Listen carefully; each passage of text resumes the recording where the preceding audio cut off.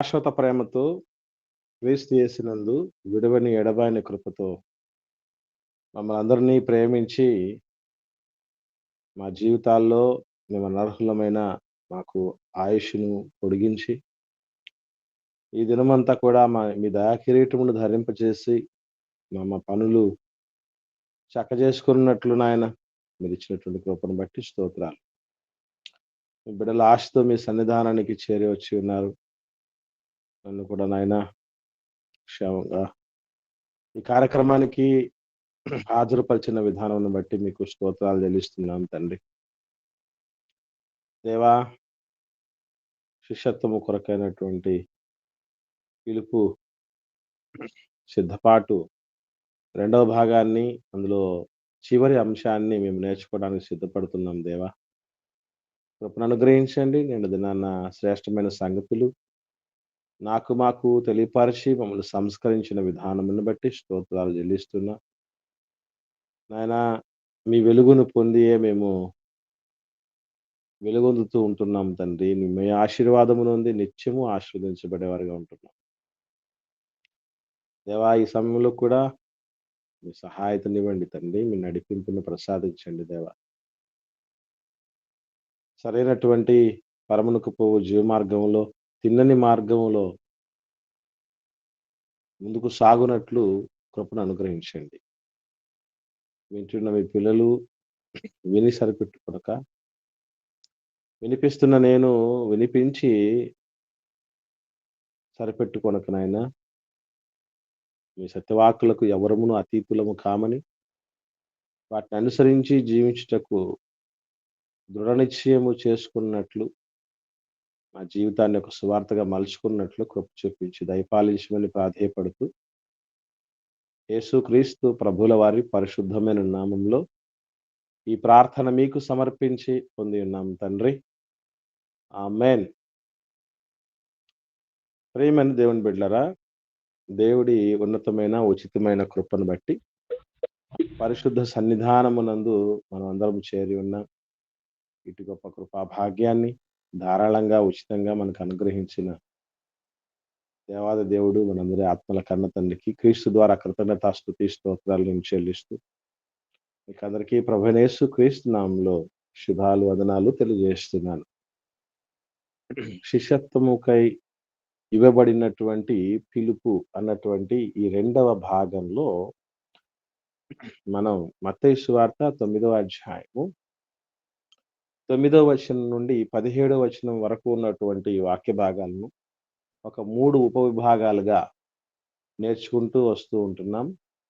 మొట్టమొదటిది మత్తయిని శిష్యుడిగా ఆహ్వానించటం అన్నటువంటి విషయం. ఇక రెండవదిగా పాపులకై యేసుక్రీస్తు యొక్క పిలుపు అన్నటువంటి విషయాన్ని మనం నిన్నటి దినాన్ని నేర్చుకోవటం జరిగింది. మరి ఈ సమయంలో యేసుక్రీస్తు శిష్యులు ఉపవాసం, అంటే క్రీస్తు సంబంధించిన వారముగా ఉపవాసానికి సంబంధించి చాలా మంచి విషయాలు క్రీస్తు ప్రభుల వారు నాడే తెలియపరచడం జరిగింది. ప్రాముఖ్యంగా పాత నిబంధనలో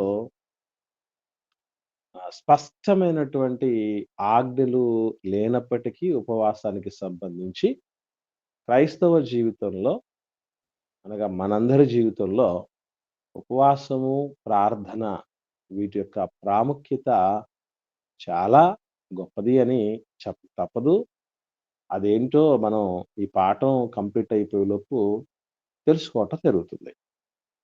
ఇకపోతే ఈ 3వ అంశం శిష్యత్వము మరియు ఉపవాసము అన్నటువంటి అంశం మత్తయి సువార్త 9వ అధ్యాయము 14వ వచనం నుండి 17వ వచనం వరకు మనకు కనబడుతుంది. ఈ వచనాలు నేను చదివిన తర్వాత దీనికి సంబంధించినటువంటి వ్యాఖ్యానం ఎవరికైతే తెలిసి ఉంటుందో, అర్థమై ఉంటుందో వాళ్ళు చేయటానికి సిద్ధపడాలని నేను ప్రేమపూర్వకంగా మనవి చేస్తున్నాను. నేను చదువుతాను. మత్తయి సువార్త 9వ అధ్యాయము 14వ వచనం నుండి 17వ వచనం వరకు. అప్పుడు యోహాను శిష్యులు ఆయన యొద్దకు వచ్చి, పరిసయ్యులను మేమును తరచుగా ఉపవాసము చేయుచున్నాము గాని నీ శిష్యులు ఉపవాసము చేయరు. దీనికి హేతువేమని ఆయనను అడుగగా, యేసు, పెండ్లి కుమారుడు తమతో కూడా నుండు కాలమున పెండ్లి ఇంటివారు దుఃఖపడగలరా? పెళ్లి కుమారుడు వారి యొద్ద నుండి కొనిపోబడు దినములు వచ్చును, అప్పుడు వారు ఉపవాసము చేతురు. ఎవడును పాత బట్టకు క్రొత్త బట్ట మాసిక వేయడు. వేసిన ఎడల ఆ మాసిక బట్టను వెలితిపరచును, చినుగు మరి ఎక్కువగును. మరియు పాత తిత్తులలో క్రొత్త ద్రాక్షారసము పోయరు. పోసిన ఎడల తిత్తులు పిగిలి ద్రాక్షారసము కారిపోవును, తిత్తులు పాడగును. అయితే క్రొత్త ద్రాక్షారసము క్రొత్త తిత్తులలో పోయుదురు, అప్పుడు ఆ రెండును చెడిపోక ఉండునని చెప్పెను. ఇది మత్తయి సువార్త 9వ అధ్యాయంలో 14వ వచనం నుండి 17వ వచనం వరకు ఉన్నటువంటి విషయాలు. మరి ఈ విషయాలను మీరు కూడా చాలా సార్లు చాలా రకాలుగా చదివి ఉంటారు. దీనికి సంబంధించినటువంటి ఇప్పటి వరకు మీకు అందినటువంటి సమాచారం నేను తెలుసుకోవాలని ఆశపడుతున్నాను. ఎవరికి ఎంతవరకు సమాచారం అందిందో మీరు పంచుకోవాల్సిందిగా ప్రేమతో మనవి చేస్తున్నాను. ఇది ఇరువురికి కూడా మేలుకరమైనటువంటి పరిస్థితి గనక దయచేసి పంచుకోండి త్వరగా.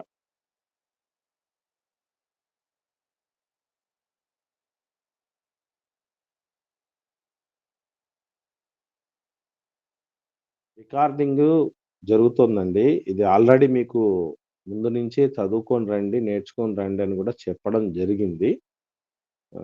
3 దఫాల నుంచి చెప్తూనే వస్తున్నాం. ఆల్రెడీ మీకేం కొత్తవి కాదు. కాబట్టి సైలెంట్‌గా ఎవరు ఉండకండి. తెలిసిన వాళ్ళు మాట్లాడండి. వందనాలన్నా. వందనాలు తల్లి. చెప్పమ్మా. అన్న, ఇక్కడ యేసుక్రీస్తుల వారిని పెండ్లి కుమారుడిగా, అలాగే అపోస్తలులని వారిని పెళ్లి ఇంటి వారిగా పోల్చబడ్డారన్న. శాస్త్రులు పరిసయ్యులు ఉపవాసం గురించి అడిగినప్పుడు యేసుక్రీస్తుల వారు చెప్తూ, యేసుక్రీస్తుల వారు ఇప్పుడు ప్రస్తుతం అపోస్తలులతో ఉన్నారు కాబట్టి వారు ఇప్పుడు ఉపవాసం చేయాల్సిన అవసరం లేదు.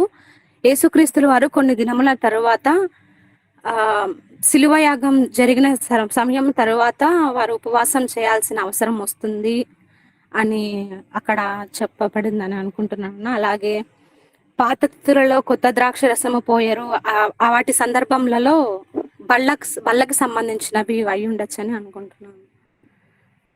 ఓకే, వెరీ గుడ్ అమ్మా. ఇంకా మిగతా వాళ్ళు మాట్లాడండి. లైన్లో సురేష్ కానీ, గణేష్ కానీ, పెద్దవాళ్ళు వాక్యంలో రెగ్యులర్గా మాట్లాడేవాళ్ళు బాబు సార్ కానీ ఉంటే దయచేసి వాళ్ళు స్పందించండి.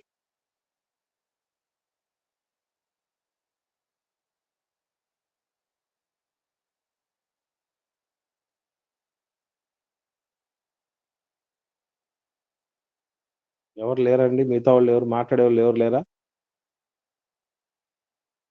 మీరు అదైనా చెప్పండి. అన్న, మేము వేరే చోట ఉన్నామన్నా. అమ్మా మంచిదమ్మా. మిగతా వాళ్ళు మాట్లాడండి. ఆయన వెళ్ళిపోయిన తర్వాత వాళ్ళు ఉపవాసం ఉండక్కర్లేదనే విధానంలో ఆయన మాట్లాడారు. ప్రభుల వారిని ఉండారు కాబట్టి శిష్యులతో వాళ్ళు ఉపవాసం చేయక్కర్లేదు. ఆయన చనిపోవటం గురించి, ఎత్తబడే దాని గురించి చెప్తారు. ఓకే అమ్మా, రైట్. ఇంకా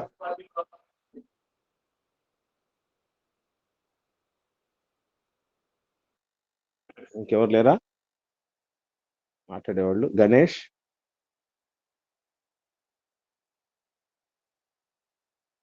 మంచిది పిల్లరా, ఇక్కడ మనం తడవ చేయకుండా వాక్య భాగంలోకి మనం వెళ్ళిపోతాం. దయచేసి అందరూ అలర్ట్గా ఉండండి. మీకు తెలిసింది చెప్పండి, ఇబ్బంది ఏం లేదు. మనం ఇక్కడ ఇట్లా ఉండటం వల్ల, ఇంటరాక్ట్ అవ్వటం వల్ల మరింత బలపడతాం, ప్రభుకు చేరువవుతాం, వాక్యానికి దగ్గర అవుతాం. భక్తి జీవితాన్ని ఉన్నతంగా కట్టుకోవటానికి అది ఎంతగానో దోహదపడుతుంది. దీన్ని ఎవరు అన్నిదా భావించకండి. ప్రారంభంలో అంటే ఇంతకు ముందటి విషయంలోనే పాపులతో తింటున్నాడేంటి కలిసి అన్నటువంటి ప్రశ్నను లేవనెత్తారు శాస్త్రులు, పరిసయ్యులు.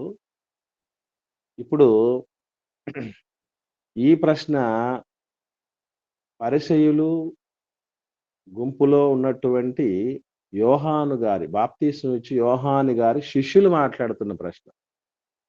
ముందటి ప్రశ్నేమో పాపులతో కలిసి తింటున్నారు అన్నటువంటి ఆరోపణ అయితే, ఈ ఆరోపణ అసలు తినటమే తప్పు కదా! ఉపవాసం అనేది తరచుగా చేయాలి కదా మీరు. మీరు ఎందుకు చేయట్లేదు అన్నటువంటి ప్రశ్న రావటం జరిగింది. రీజన్ ఏంటంటే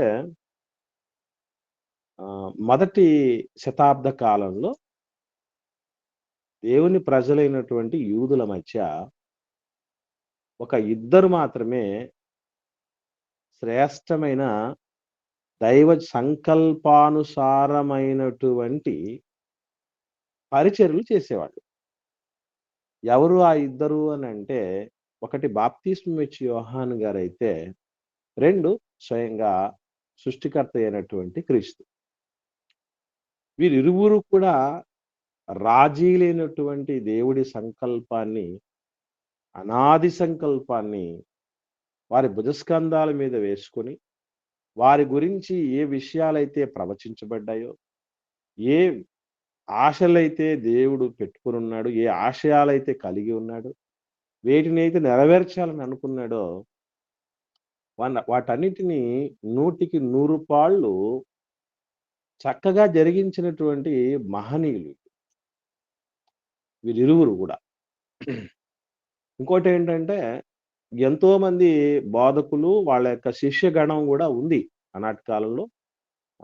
సేవకుల యొక్క శిష్యగణం, ఫాలోయర్స్ అనేవి ఉండేవాళ్ళు.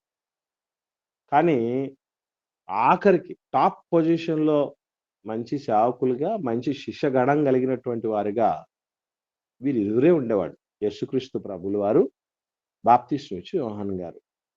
దీనికి సంబంధించి కొన్ని ఆధారాలు మనం చూడగలిగితే, యోహాను సువార్త 4వ అధ్యాయము ప్రారంభ వచనం నుండి చూద్దాం. యోహాను సువార్త 4వ అధ్యాయము ప్రారంభ వచనం నుండి. ఒకరు చదవండి. యోహాను కంటే యేసు ఎక్కువ మందిని శిష్యులనుగా చేసుకొని వారికి బాప్తిసం ఇచ్చుచున్న సంగతి పరిసయ్యులు వినిరని ప్రభువునకు తెలిసినప్పుడు. ఇక్కడ మీరు గమనించండి చాలమ్మా. దయచేసి ఈ విషయాన్ని గమనించండి ప్రియులారా. యేసుక్రీస్తు యొక్క శిష్యులు యోహాను కంటే ఎక్కువ మంది ఉన్నారు అని ఒక పోలిక, ఒక కంపారిజన్ చూస్తున్నాం. ఇలాంటి పోలికలు చెప్తున్నప్పుడు అర్థం చేసుకోవాల్సిన విషయం ఏంటంటే, ఇంకా వీళ్ళకు మించి ఇంత గొప్ప సేవ శిష్యగణం కలిగినటువంటి వాళ్ళు లేరు అని అర్థం. ఒక బిడ్డ, ఒక చంటి బిడ్డ ఎంత అందంగా ఉందో అని చెప్పటానికి ఒక పోలిక చందమామలాగా ఉంది అన్నటువంటి పోలిక ఇలాగా చెప్తాం.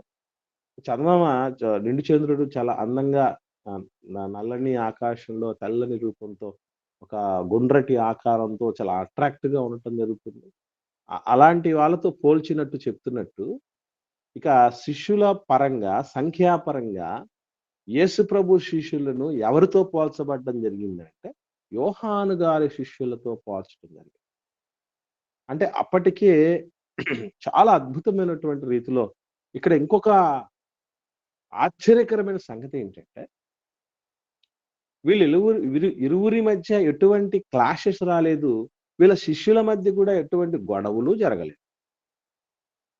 అంత మాత్రమే కాకుండా ఈవెన్ నా వెనక వచ్చేటటువంటి క్రీస్తు నాకంటే గొప్పవాడు, ఆయన చెప్పుల వారను విపుటకైనను నేను పాత్రులను కాను, ఆయన లోక పాపములు మోసుకుని పోయే దేవుని గొర్రెపిల్ల, నేను నీళ్ళలో బాప్తిసం ఇస్తే ఆయన పరిశుద్ధాత్మలో అగ్నిలో బాప్తిసం ఇస్తాడు అని చెప్పినటువంటి వ్యక్తి, బాప్తిసం తీసుకోవటానికి యేసుక్రీస్తు ప్రభువుల వారు బాప్తిసం ఇచ్చి యోహాను గారి దగ్గరకు వచ్చినప్పుడు, నేను నీ చేత బాప్తిసం తీసుకోవలసిన వాడే ఉంటే నువ్వు నా చేత బాప్తీసం తీసుకుంటున్నావా అని యేసు ప్రభును వారించటం కూడా జరిగింది బాప్తీసు యోహాన్ గారు.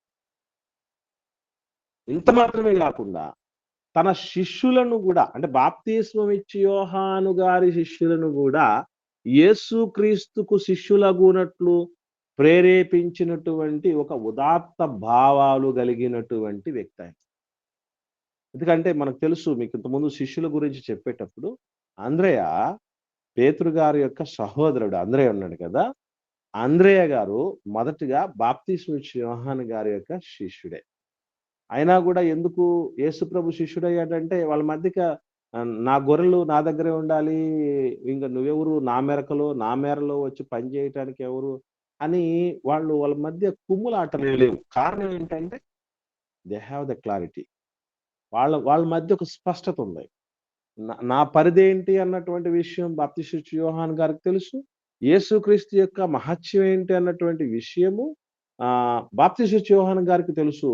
ఇరువురికి కూడా వాళ్ళ పరిస్థితులు ఏంటో ఎరిగినటువంటి వాళ్ళు. ఈరోజు చాలా చాలా అరుదుగా ఇటువంటి కాంబినేషన్స్ సేవకుల యొక్క బృందాలను మనం చూడగలం. ఏది ఏమైనా యేసు ప్రభు వే ఆఫ్ లైఫ్, ఆయన శిష్యుల యొక్క వే ఆఫ్ లైఫ్ కి బాప్తిస్మం యోహాను గారి యొక్క జీవన విధానానికి వాళ్ళ శిష్యుల జీవన విధానానికి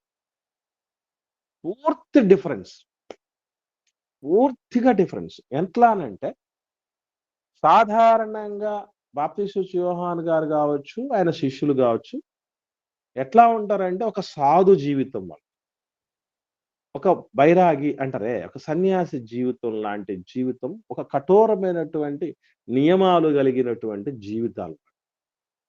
ఎందుకనంటే ఆయన తోలు దట్టి కట్టుకునేవాడు అని, అడవి తేనె తాగుతూ ఉండేవాడు అని, మిడతలు ఆహారంగా కలిగి ఉన్నాడని బాప్తిస్మం యోహాను గారి గురించి చూస్తాం. అట్లాగే మరొక విషయం ఏంటంటే ఈవెన్ బాప్తిస్మం యోహాను గారు శిష్యులు కూడా వాళ్ళకి ఉపవాసం ఉండాలి అని నేర్పించారట బాప్తిస్మం యోహాను గారు. ఈవెన్ ప్రార్థన కూడా నేర్పించారు. ఆ విషయాలు మనకు క్లారిటీగా కనబడతాయి. సో ఇక్కడ ఇంకో విషయం ఏంటంటే, ఇది ఇలా ఉంటే బాప్తిస్మం యోహాను గారి పరిస్థితి, ఆయన శిష్యుల పరిస్థితి ఇలా ఉంటే, యేసు ప్రభు యొక్క శిష్యుల పరిస్థితి చూస్తే వీళ్ళు తరచుగా ఉపవాసాలు అనేటివి ఏవి చేసేవాళ్ళు కాదు. పైపెచ్చు వీళ్ళు ఏం చేసేవాళ్ళంటే ఎక్కడైనా మరి విందులకు, భోజనాలకు, అటువంటి సామూహిక భోజన కార్యక్రమాలు లాంటి వాటికి, ఈవెన్ వివాహాలకి కూడా వీరు హాజరవుతూ అక్కడ వాళ్ళ యొక్క కార్యక్రమాల్లో పాలు పంపులు పొందుతూ ఉండేటటువంటి వాళ్ళు. మనం మత్త ఇంట జరిగినటువంటి ఆ విందు భోజన కార్యక్రమాలు లాంటివి మనకు తెలుసు. కానా ఊరిలో యేసు ప్రభు వివాహానికి హాజరైనటువంటి విషయం తెలుసు. ఇటువంటి వాటిల్లో బాప్తిస్మం యోహాను గారు కానీ వాళ్ళ శిష్యులు కానీ ఇన్వాల్వ్ అయినట్టుగా మనకు కనబడవు. ఈవెన్ మనకు ఇక్కడేమో నీ శిష్యులు ఎందుకు చెయ్యరు ఉపవాసం అన్న మాటే కనబడుతుంది. కానీ మరొక సువార్త పత్రికలో అసలు మరింత క్లారిటీగా వాళ్ళ మనసులో గూడు కట్టుకున్న ఏంటి, మాకు పూర్తిగా వ్యతిరేకంగా ఉన్నారే యేసుప్రభు శిష్యులు, ఏంటి దీనికి ఏమైనా కారణం ఉందా అని అడిగే క్రమంలో వాళ్ళు అడిగినటువంటి క్వశ్చన్ ఏంటి, మరింత స్పష్టంగా వాళ్ళు అడిగినటువంటి ప్రశ్న మనం చూస్తే లూకా సువార్త చూద్దాం.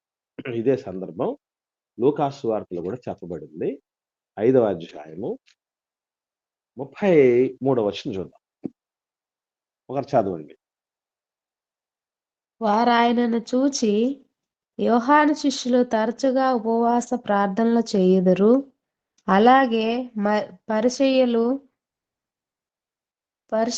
శిష్యులను చేయుదురు గాని నీ శిష్యులు తిని త్రాగుచున్నారే అని చెప్పిరి. చూసారా, ఇక్కడ ఎంత స్పష్టంగా ఉంది గమనించండి. అంటే మేము పరిసయ్యుల శిష్యులు ఒకే కోవ కింద ఉన్నట్టుండి మేము తరచుగా ఉపవాసం చేస్తున్నాం. మీ వాళ్ళు ఏంటి తిని తాగుతున్నారు, జల్సా చేస్తున్నారు, మేమేమో ఎండిపోతున్నాం, మీరేమో తిండిపోతులుగా మారారు. ఏంటిది అసలు? అందరం కూడా దేవుడి సేవ మీద వచ్చినటువంటి వాళ్ళమే కదా! దేవుడికి విధేయతులం, ప్రీతిపాత్రులమే కదా! సువార్త ప్రకటన చేస్తున్నాం గదా! దేవుడి రాజ్యభారాన్ని మోస్తున్నాం గదా! మరి మా పద్ధతులేంటి ఇలా ఉన్నాయి? యేసుక్రీస్తు శిష్యుల పద్ధతులేంటి అలా ఉన్నాయని ఆ క్వెషన్ వాళ్ళు రైజ్ చేయటం జరిగింది. సో, ఇటువంటి పరిస్థితుల మధ్య యేసుక్రీస్తు ప్రభుల వారు ఒక 3 పోలికలు పోల్చారు. మొట్టమొదటి పోలికేంటి? ప్రభు చెప్పినటువంటి వాటిలో ఎవరికైనా ఐడియా ఉందా? ఆ 3 పోలికలేంటనేది మనం ఆల్రెడీ చదివాం. ప్రభు 3 విధాలుగా ఆన్సర్ చేయటం జరిగింది వాళ్ళు అడిగినటువంటి ప్రశ్నకి. 3 విధాలుగా ఆన్సర్ చేయటం జరిగింది. 3 ఉదాహరణలు మాట్లాడాడు. ఎవరికైనా ఐడియా ఉందా? పెళ్లి పెండ్లి కుమారుడు కుమారుడు తనతో ఉన్నప్పుడు పెండ్లి కుమారుడు, పెండ్లి ఇంటివారు ఒక పోలిక. రెండవది పాత బట్ట, క్రొత్త బట్ట. మూడవది పాత తిత్తులు, క్రొత్త ద్రాక్షారసం. ఈ 3 విషయాలు జాగ్రత్తగా గమనించగలిగితే ఈ మూడింటిలో ఒక సామ్యం ఉంది.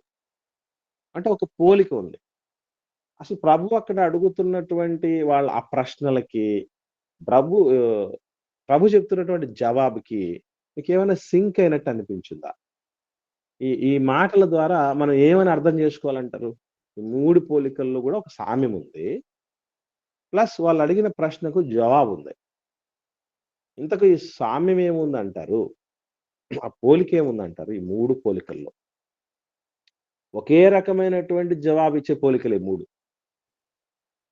ఇంతకు ఆ జవాబేంటి? వాళ్ళు అడిగిన ప్రశ్న ఇది. ఉపవాసం ఎందుకు చేరయ్యా మీ శిష్యులు అని అడిగితే, ప్రభు ఆన్సర్ చేసేటప్పుడు ఈ 3 పోలికలు చెప్పాడు.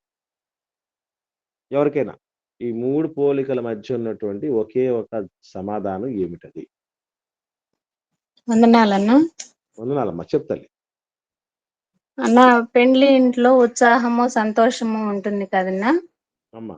అలాగే పెండ్లి ఇంటి వారు కూడా పెండ్లి కుమారుడు వాళ్ళతో ఉన్నప్పుడు ఉత్సాహంతోనూ, సంతోషంతోనూ ఉన్నట్లు తెలుస్తుందన్న. అలాగే ఇక్కడ కొత్త బట్ట అంటే మనం కొత్త బట్టలు ధరించినప్పుడు మనకు కూడా ఉత్సాహము, సంతోషం కలుగుతుంది. అలాగే ఇక్కడ కొత్త ద్రాక్ష రసం అంటే ఆ కాలంలో మద్యం అయి ఉంటుందేమో అనుకుంటున్నాను. మద్యం తాగినప్పుడు కూడా వాళ్ళు తెలియకుండానే ఉత్సాహంగా ఉంటారు కదనా. అంటే మూడిట్లోనూ కామన్ పాయింట్ గా ఉత్సాహము, సంతోషము అనే అర్థం ఉంది. Okay, very good. ఇంకా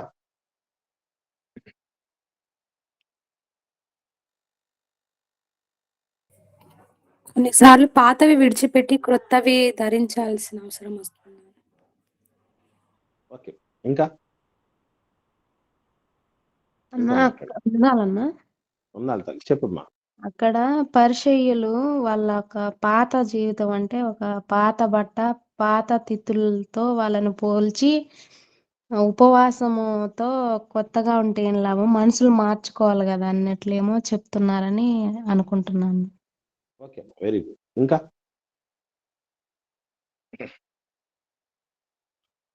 రైట్. ఇంకెవరు లేరా మాట్లాడేవాళ్ళు? మంచి మంచి విషయాలు పంచుకున్నారు. Very good. ప్రభు ఇక్కడ చెప్పకనే కొన్ని పోలికలు మాట్లాడుతూ వస్తున్నాడు. మొట్టమొదటిది ఏంటంటే పెండ్లి కుమారుడు, పెండ్లి ఇంటివారు. పెండ్లి కుమారుడు ఎవరు ఇక్కడ? యేసు ప్రభు. యేసు ప్రభువును పెళ్లి కుమారుడితో పోల్చి చెప్తున్నాడు ప్రభు. పెళ్లి ఇంటివారంటే యేసు ప్రభు యొక్క శిష్యులు. యేసుక్రీస్తు ప్రభుల వారు భూమి మీద ఉండినప్పుడు మనకు తెలిసిందేంటి? మహారోదన, కన్నీళ్లు, ప్రార్థనలు, యాచనలు, భయభక్తులు కలిగి ఉన్నాడని హెబ్రీ పత్రిక 5వ అధ్యాయం 7వ వచనంలో మనం చదువుతూ ఉంటాం. మరి ఇక్కడేంటి? నేను పెళ్లి కొడుమాడిగా వచ్చాను, పెళ్ళింటి వారు ఉపవాసం చేసేంత పరిస్థితి ఉండదు కదా, వాళ్ళు చక్కగా ఇట్లాగే విందులలో ఉంటారు కదా అని చెప్పినట్టుగా. దీని అర్థం ఏంటి అని ఆలోచించగలిగితే పిల్లరా, దేవుని సేవలో ఉండినప్పుడు ఏ ఇరుకులున్నా, అలాగని ప్రతిరోజు క్రీస్తుకు కానీ శిష్యులకు కానీ తిండి దొరికేది కాదు. మీరు గమనించండి. ఎప్పుడో ఒకసారి ఎక్కడో ఒక చోట బాహాటంగా జనాల మధ్య వీళ్ళు కనబడినప్పుడు దాన్ని ఫోకస్ చేస్తున్నటువంటి పరిస్థితులు చాలా ఉన్నాయి. అంతే. ఏదో ఇట్లా ఎట్లా ఉంటదంటే ఇది పరిస్థితి తాటి చెట్టు కింద కూర్చొని మజ్జిగ తాగినా గూడా ఏమంటారట? కల్లు తాగారు వీడు, తాటికల్లు తాగాడు, లేకపోతే తాటి చెట్టు కింద ఎందుకుంటాడు అన్నటువంటి పరిస్థితి. సో, అక్కడక్కడ అప్పుడప్పుడు ఎవరో కొందరు వీళ్ళను ఇటువంటి విందులకు, ఇటు శుభకార్యాలకు పిలవటాన్ని బట్టి ఇంతకు వీళ్ళ పని బాగుందయ్యా! చాలా జల్సాగా ఉన్నారన్నటువంటి పరిస్థితి. అయినను యేసు ప్రభువుల వారు దాన్ని నిజమే. వాళ్ళు ఆ విధంగా సెలబ్రేట్ చేసుకుంటున్నారంటే ఒక రీజన్ ఉంది దానికి. కారణం ఉంది దానికి. అదేంటంటే నేను పెళ్లి కుమారుడిగా వాళ్ళ మధ్య ఉన్నాను. అంటే వాస్తవంగా చెప్పాలంటే యేసుక్రీస్తు యొక్క శిష్యుల యొక్క పరిస్థితి అది ట్రైనింగ్ పీరియడ్. ట్రైనింగ్ పీరియడ్‌లో ఉండినప్పుడు ఏమవుతాయంటే కొన్ని చాలా వరకు కంఫర్ట్స్ ఇస్తారు. ఎందుకంటే వాళ్ళు నేర్చుకుంటున్నారు కదా అన్నటువంటి ఉద్దేశ్యంతో కొన్ని ఎగ్జామ్షన్స్, కొన్ని కంఫర్ట్స్ అనేది ఇస్తూ ఉంటారు. ట్రైనింగ్ పీరియడ్ అయిపోయిన తర్వాత మళ్ళీ పరిస్థితులు వేరే ఉంటాయి. ఆ తర్వాత సంగతి. కానీ ఇక్కడ ప్రభు చెప్తున్నటువంటి విషయం ఆలోచన చేస్తే, ఇది సంతోషంగా ఉండేటటువంటి సమయాలివి. నేను పెళ్లి కుమారుడిగా వాళ్ళ మధ్యున్నాను. వీళ్ళు పెళ్లింటి వారుగా ఉన్నారు. నేను కొనిపోబడే రోజులొస్తాయి. అదే ప్రభువు ఈ లోకయాత్ర ముగించిన తరువాత శిష్యులు మీరు వద్దన్నా, మీరు అవునన్నా, కాదన్నా, మీరు పట్టించుకున్నా, పట్టించుకోకపోయినా, మీరు విమర్శించినా, విమర్శించకపోయినా, వాళ్ళు తరచుగా ఉపవాసాల్లోనికే వెళ్ళిపోతారు. ఇప్పుడు వాళ్ళు ట్రైనింగ్‌లో ఉన్నారు. నాతో పెళ్లి ఇంటివారిగా ఉన్నారు. తర్వాత అసలు విషయం వాళ్ళ జీవితంలో జరుగుతుంది అనేటటువంటి స్పష్టత అక్కడ ఇస్తున్నాడు ప్రభు ఒకటి. రెండోదేంటంటే, పాత బట్టకు కొత్త మాసిక వేయటం అంటే, మనం వేసుకునేటువంటి బట్టల్లో బేసికల్లీ చాలా మంది డబ్బులున్నవాళ్ళు తప్ప, ఎక్కువ మంది ఏం జేస్తారంటే, బట్టలను ఒకవేళ ఎక్కడన్నా చినిగినా గూడా ప్యాచింగ్స్ వేసి, దాన్ని కవర్ జేసి మరికొంతకాలం వాడుకుంటారు. అది షర్ట్స్ కావచ్చు, ప్యాంట్స్ కావచ్చు, చీరలు లాంటివి గావచ్చు, ఏవైనా. ఏవైనా గానీ కొన్ని బట్టలు అంటే పాతబడేంత వరకు వాడతాం. అది మన దేశంలో గూడా చాలా మంది ఇళ్లల్లో, మనందరి ఇళ్లల్లో జరుగుతున్నటువంటి పరిస్థితి. బట్ట పాతదయిపోయినప్పుడు దాన్ని కవర్ చేయటానికి లేదంటే అది చినిగిపోయినటువంటి బట్టను కవర్ చేయటానికి దానికి ప్యాచింగ్ వేస్తూ ఉంటాం కదా మనం. అదే మాసిక అంటున్నా. ప్యాచింగ్ ఏసేటప్పుడు పాత బట్టే వేయం. కొత్త బట్టేస్తాం మేజర్‌గా. వేసినప్పుడు ఇదేమో కొత్తది, అదేమో పాతది. ఈ రెండింటిని కనెక్ట్ చేస్తున్నాం. అస్సలు ఇవి 2 పొసగే పరిస్థితే ఉండదు. మీరు చెప్పేది గూడా అసలు సంబంధమే లేనటువంటి విషయం. ఈ సందర్భంలో అలాంటివి జరగటానికి అవకాశమే లేదు. ఒకవేళ జరిగిందనంటే, ఇదిగో పాత బట్టకు కొత్త మాసికేస్తే ఎట్లా చినుగు మరింత ఎక్కువైపోద్దో, అలాగుంటది నా శిష్యులు ఉపవాసం చేస్తే అని చెప్తున్నాడు ప్రభు. అట్లాగని పాత తిత్తులలో కూడా క్రొత్త ద్రాక్షారసం వేస్తే, తిత్తులు పాతబడిపోయినప్పుడు అంటే అవి మోస్ట్‌లీ చర్మాలతో చేసేవాళ్ళట. కంటైనర్స్ ఆయిల్ టైప్‌లో ఉండేటటువంటి వాటిని స్టోర్ చేయటానికి, నిల్వ చేయటానికి తోలుతో తయారు చేసిన తిత్తులను వాడేవారట. అవి టైం అయిపోయే కొద్దీ ఎండకో, వానకు, గాలికి ఇటువంటి పరిస్థితి చాలా వాటికి గురైపోయి, అవి పూర్తిగా పగుళ్ళొచ్చి క్రాకుల్లాగా వచ్చినటువంటి పరిస్థితి వచ్చేస్తది పాత తిత్తులకి. కొత్త ద్రాక్ష రసానికి చాలా పవరుంటది. అందుకే ఈవెన్ యేసుక్రీస్తు శిష్యులొచ్చి పరిశుద్ధాత్మతో నింపబడి అనేకుల మధ్య దేవుడి గురించి ఉన్నతంగా మాట్లాడుతూ ఉంటే, అపోస్తలుల కార్యాలు 2 అధ్యాయంలో వీరు క్రొత్త ద్రాక్షారసం, కొత్త మద్యముతో నిండి ఉన్నారు అనే ఆరోపణ కూడా చేస్తారు. ఎందుకంటే కొత్త మద్యంతో నిండి ఉంటేనే ఇంత ఎనర్జీ వస్తుంది అనేటటువంటిది వాళ్ళ ఆలోచన. అది నిజమే.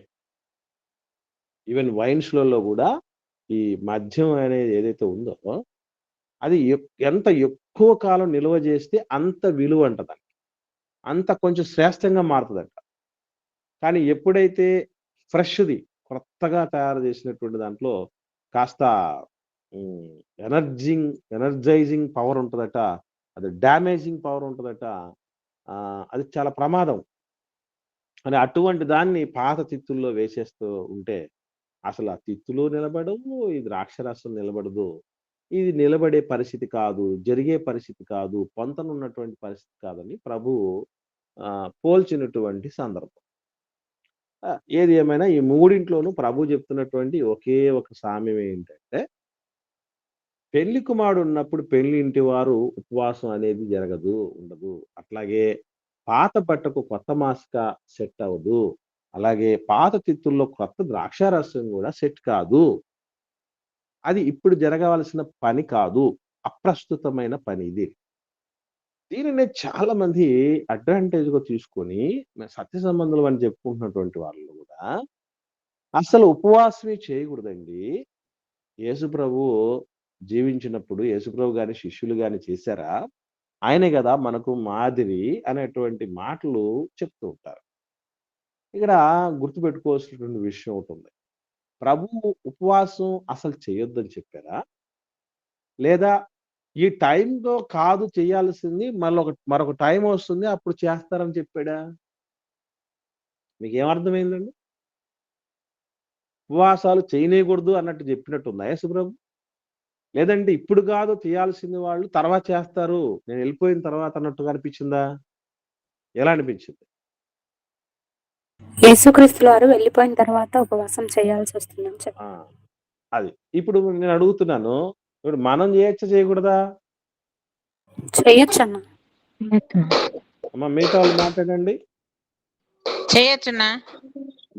మనం చేయొచ్చు. కానీ చేసేటటువంటి విధానం, పరిస్థితులు అవి మనకు అర్థం కావాలి. ఇప్పుడు మీరు గమనించండి. తరచుగా ఈ ఉపవాసాలకు తీసుకెళ్ళటం వలన శరీరాన్ని చాలా బెనిఫిట్స్ ఉన్నాయి. ఆరోగ్యపరంగాను, ఆధ్యాత్మికంగాను ఉన్నాయి ఉపయోగాలు. ఎందుకనంటే రేపు ఎక్కడైనా మనం సేవ నిమిత్తమై, పరిచర్య నిమిత్తమై వెళ్ళినప్పుడు కొన్ని పరిస్థితుల దృష్ట్యా మనకు సకాలానికి భోజనం అందకపోవచ్చు. అసలు ఆ పూటే దొరకకపోవచ్చు.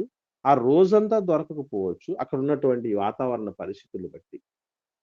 కానీ వీటన్నిటికి సడెన్‌గా ఉన్న పాటున బాడీ తట్టుకోవాలంటే జరిగే పని కాదు. దానికి అలవాటు ఉండాలి ముందు నుంచే. ఆ అలవాటు పరిచేటటువంటి పరిస్థితి కోసమే మనం అప్పుడప్పుడు ఉపవాస దినాలను పాటించాల్సిన ఆవశ్యకత ఉంది. ఈ సత్యాలన్నీ చాలా మందికి తెలీదు. అదొక సాంప్రదాయకంగా, అదొక కష్టం, ఒక పద్ధతిగా అలా వెళ్ళిపోతూ ఉంటున్నారు. ఒక ఆచారంగా వెళుతున్నారు గానీ, దీని వెనక ఉన్నటువంటి ఉద్దేశాలు మర్చిపోతున్నారు. ఎందుకనంటే, ఓల్డెన్ డేస్‌లో మీరు చూడగలిగితే లేవీకాండంలో సంవత్సరంలో ఒకసారే ఉపవాస దినం అనేటటువంటిది ఆచరించండి అన్న ఆజ్ఞ ఉంది. మళ్ళీ చెప్తున్నా. ఒక్కసారి సంవత్సరంలో ఆచరించండి అన్న ఆజ్ఞ ఉంది. అది ఇశ్రాయేలీయులకు మాత్రమే మర్చిపోకండి. ఒకసారి చూద్దాం ఆ విషయాన్ని మనం. ఏమండి? లేవీకాండం 16వ అధ్యాయం 29-31 వచనం వరకు చూద్దాం. లేవీకాండము 16వ అధ్యాయము 29-31 వచనం నేను చదువుతాను. ఇది మీకు నిత్యమైన కట్టడ. స్వదేశులు గాని, మీ మధ్య నుండి పరదేశులు గాని, మీరందరూ 7వ నెల 10వ నాడు ఏ పని అయినను చేయక మిమ్మును మీరు దుఃఖపరచుకొనవలెను. ఏలయనగా మీరు యెహోవా సన్నిధిని మీ సమస్త పాపముల నుండి పవిత్రులగునట్లు ఆ దినమున మిమ్మును పవిత్రపరచునట్లు మీ నిమిత్తము ప్రాయశ్చిత్తము చేయబడెను. అది మీకు మహావిశ్రాంతి దినము. మిమ్మును మీరు దుఃఖపరచుకొనవలెను. ఇది నిత్యమైన కట్టడ అన్నాడు. అంటే మనల్ని మనం దుఃఖపరచుకోవటం అంటే ఏంటనుకుంటున్నారు? ఓ మనిషికి అసలు సిసలు దుఃఖం ఏంటో చెప్పమంటారా?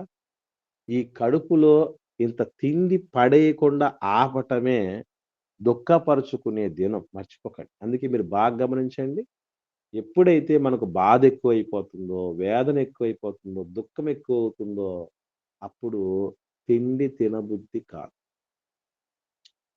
ఎప్పుడైతే ఆనందంగా ఉంటామో అప్పుడు విందు, అప్పుడు భోజనం తినాలనుకుంటాం. ముందటి కంటే ఎక్కువ తినాలనుకుంటాం. మనసేం బాగాలేనప్పుడు మామూలుగా తినేదానికంటే తక్కువ తింటాం లాంటి అసలే తినం. సో, బాధపరచుకొను దినాలుగా దేవుడి సన్నిధిలోనే గడిపి మన గతకాలపు అపరాధములను జ్ఞాపకం చేసుకుంటూ, పశ్చాత్తాపడుతూ, మనం వాటి నుంచి దూరం అవుట కొరకు దేవుడి సహాయాన్ని అర్థిస్తూ ఉండవలసినటువంటి దినముగా దేవుడు ఒకటి ఇశ్రాయేలు సమాజానికి అంతటికి ఏర్పాటు చేశాడు దేవుడు. ఆయనేమి తెలియనోడు కాదు గదా! ఎందుకు ఏర్పాటు చేస్తాడు దాన్ని? దాని వెనక పర్పస్ అనేది లేకపోతే, ఉద్దేశ్యం లేకపోతే, ఓ మేలు అనేది లేకపోతే అలాంటి చేయడు గదా దేవుడు.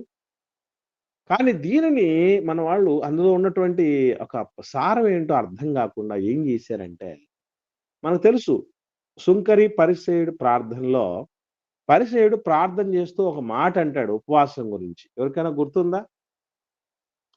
పరిసయ్యుడు ఒక మాట అంటాడు ప్రార్థన చేసేటప్పుడు. ఉపవాసం గురించి ఎస్పెషల్. ఏమంటాడు? ఎవరికైనా గుర్తుందండి? వారమునకు 2 మార్లు వార ఉపవాసం. Very good.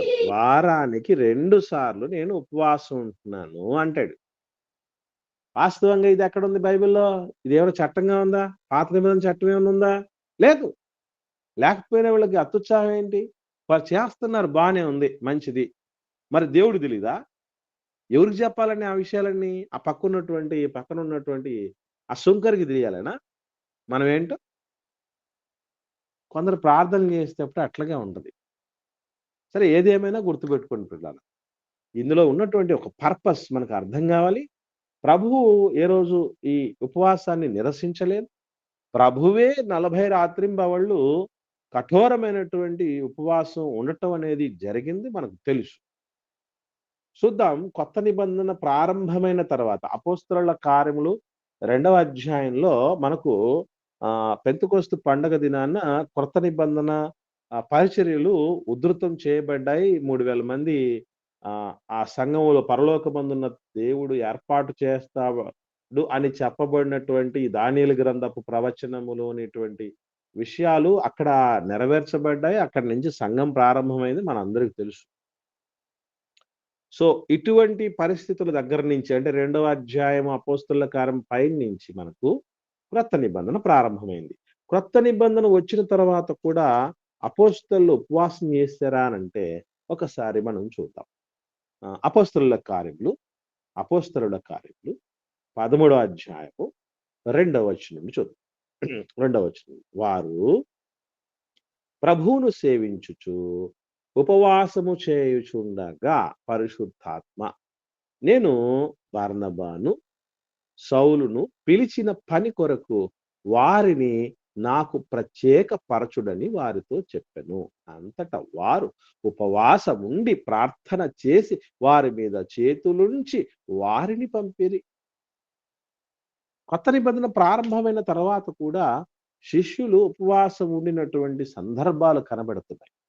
దీని వెనక ఇక్కడ ఏంటంటే చాలా ఉన్నతమైనటువంటి సేవ జరగబోతుంది. ఒక టర్నింగ్ పాయింట్ దిశగా క్రైస్తవ సమాజం నిలవబోతోంది. దేవుడే ప్రత్యేకంగా 2 యోధులను బర్నబా గారు, పౌలు గారి రూపంలో నన్ను ప్రత్యేకపరిచి నా పని కోసం సాగనంపండి అన్నటువంటి పరిస్థితి ఉన్నప్పుడు వారు దేవుడి యొక్క ప్రసన్నతను, ఆయన యొక్క కృపను, ఆయన శక్తిని, ఆయన బలాన్ని, ఆయన నడిపింపును కోరుతూ వాళ్ళు దేవుడు అనుకున్న రీతిగా అనేకులకు ఒక దీవెనకరమైనటువంటి సాధనాలుగా ఉండుట కొరకు దేవుడికి మహిమకరమైన సాధనాలుగా వాడబడినట్లు దేవుడి సహాయాన్ని అర్థిస్తూ వాళ్ళు ఉపవాసం ఉండటం అనేది జరిగింది. అపోస్తలులే ఉపవాసం ఉండగలిగినది, యేసు ప్రభువే ఉపవాసం ఉండగలిగింది. నేను వెళ్ళిపోయిన తర్వాత నా శిష్యులు కూడా ఉపవాసం చేస్తారని ప్రభువే చెప్పగలిగినది. నీకు నాకు అది అవసరం లేదు అనే పరిస్థితుల్లోకి వచ్చారంటే కొందరు చావకులు. ఏమనాలి చెప్పండి? దానివల్ల దేవుడికి ఒరిగేది ఏమి లేదు, భక్తికి ఒరిగేది ఏమి లేదు. నీ దగ్గర ఉండేది కాస్త నువ్వు ఇంకా పిసినిగొట్టుతనంతో మిగిలించుకుంటావు అన్నటువంటి మాటలు చెప్తున్నారు. దీని వెనక మన తప్పిదాలు కూడా కొన్ని ఉన్నాయి. మేము మంత్లీ వన్స్ ఉపవాస ప్రార్థనలు ఏర్పాటు చేసినప్పుడు లాస్ట్ ఇయర్ వరకు ఏం చేస్తున్నామంటే ఆఫరింగ్ తీసుకుంటున్నాం. మీరు ఒక పూట మధ్యాహ్నం ఎంత భోజనం చేస్తే ఎంత ఖర్చు అవుతుందంటారో అంతకు తక్కువ కాకుండా మీరు కానుక వేయండి అని కానుక తీసుకుంటాం ఒకటి. అయితే లాస్ట్ ఇయర్ ఎండింగ్ వరకు ఏం చేశానంటే ఉపవాసం అంతా అయిపోయిన తర్వాత ఒక 4:00 ఆ టైంలో ఒక అల్పాహారాన్ని ఇచ్చేటటువంటి పరిస్థితి. సంఘస్థులే ముందుకొచ్చి ఒక మాట ఏం చెప్పారంటే, అసలు ఇవి కూడా వద్దు. మనం కానుకేస్తున్నాం. మళ్ళీ అక్కడ దాంతోనే ఇంకా ఎక్కువ ఖర్చయి తింటున్నాం. దానివల్ల ప్రయోజనం ఏమి ఉండదు. ఎక్స్‌క్లూజివ్‌లీ సేవ కోసం దీన్ని ఈ కానుకను మీరు వాడండి. మేము ఇంటికెళ్ళిన తర్వాత తింటాం. అవి కూడా తీసేయండి నెక్స్ట్ ఇయర్ నుంచి అని ఒక పరిపూర్ణ దశలోనికి వాలంటీర్‌గా రావటం అనేది జరుగుతుంది. ఈరోజు మనం ఉపవాసం ఉండటం వల్ల ఎంతమందికి ప్రయోజనమైంది? దేవుడికి ఏం మహిమ కలిగింది? ఒక సువార్త పరిచర్యకి ఏమైనా వెళ్తున్నాం? లేదా వెళ్తున్న వాళ్ళకి సహకారంగా ఏమైనా ఉంటున్నాం? లేదు ఆ పూట తినకుండా ఉన్నది ఎవరికైనా పేదలకు, అనాథలకు ఇస్తున్నాం. ఏం జరుగుతుంది? తినడం మానేయటం అనేటటువంటిది ఏదో మనమే ఇంకొక పూట ఎక్స్ట్రా తినేటువంటి పరిస్థితికి వచ్చింది తప్ప, దానివల్ల దేవుడికి గాని, లోకానికి గాని ఒరిగేది ఏమి లేదు. ఇటువంటివి ఎక్కువ మందిలో చూసి ఉపవాసానికి ఉన్న విలువను వాళ్ళు దిగజార్చేటటువంటి పరిస్థితిలోనికి వెళ్ళటం జరిగింది. దయచేసి మీలో ఎవరైనా అలా చేసేవాళ్ళు మానుకోండి మంచిది కాదు. లేదా అసలే చెయ్యని వాళ్ళు ఎవరన్నా ఉంటే మొదలు పెట్టండి. కొత్త సంవత్సరం నుంచైనా మొదలు పెట్టండి. మంచిదది. ఇకపోతే 14వ అధ్యాయం చూద్దాం. అపోస్తుల కార్యంలోనే 14వ అధ్యాయం. 23వ వచనాన్ని మనం చూడగలిగితే 23వ వచనం ఒకరు చదవండి. మరియు ప్రతి సంఘంలో వారికి పెద్దలను ఏర్పరిచి ఉపవాసం ఉండి ప్రార్థన చేసి వారు నమ్మిన ప్రభువునకు వారిని అప్పగించిరి. తర్వాత చాలమ్మా. ఇక్కడ మీరు చూడండి, ప్రతి సంఘంలో పెద్దల్ని ఏర్పాటు చేసేటటువంటి క్రమంలో ఏం చేస్తున్నారట? వాళ్ళు ఉపవాసం ఉంటున్నారట. సో ఇలాగా చాలా చాలా సందర్భాలలో ఈవెన్ పౌలు గారు కూడా ఏమని చెప్తారండి? నేను తరచూ ఉపవాసాలతో ఉన్నాను అంటాడు. నేను క్రీస్తుని పోలి నడుచుకొనుచున్న ప్రకారం మీరు నన్ను పోలి నడుచుకోవటానికి. కనుక ఉపవాసానికి ఒక సముచిత స్థానాన్ని ఇవ్వండి. ఇవ్వడంలో కూడా దేవుడికి మహిమ కలిగే విధంగా చేయండి. రేపటి దినాల్లో ఎటువంటి పరిస్థితులు వచ్చినా కూడా ప్రభు నిమిత్తమై నీతి కొరకు ఆకలి దప్పులు గలవారు ధన్యులు, వారు తృప్తిపరచబడుతున్నారు అని చెప్పబడింది. కాబట్టి అటువంటి సంతృప్తికరమైనటువంటి భవిత మనకు కావాలి అని అంటే ఇటువంటివన్నీ పాటించాల్సిన ఆవశ్యకత ఎంతైనా ఉంది. పెళ్లి కుమారుడు ఇప్పుడు మనతో లేడు. ఆయన కొడిపోబడిన దినాల్లోనే నాటి నుండి నేటి వరకు మనం అందరం ఉన్నాం. కనుక ఆయన దగ్గరికి వెళ్ళినప్పుడు మనం విందులో ఉంటాం. విందు ఐక్యతకు, సహవాసానికి గుర్తు.